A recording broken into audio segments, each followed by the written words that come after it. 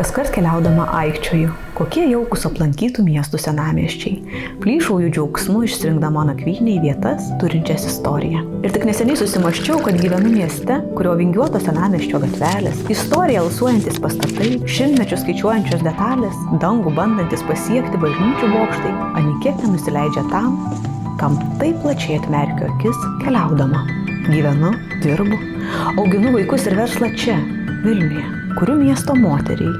Iš 7 dienų savaitės 5 praleidžiančiai čia, mieste, plušančiai ofise, dūzgiančiai darbe, lūkuriuojančiai spūstyje, apsiperkančiai krautuvėje, dumančiai nuvežti pasimti savo gyvenimo turtų, vedžiojančiai šunį, geriančiai kavą, skubančiai, kartais nespėjančiai, turinčiai reikalų, kurie pasvėrus viršytų ir pačios svorį.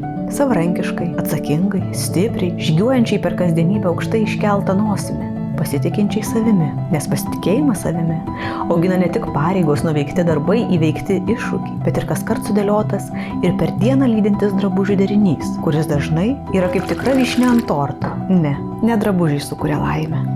Laimę sukuria laiminga ir savimi pasitikinti moteris, o apie ją sukasi ir visas Vienvy kūrybos ciklas, įkvepiančiame mieste, kuriame kuria laiminga moteris.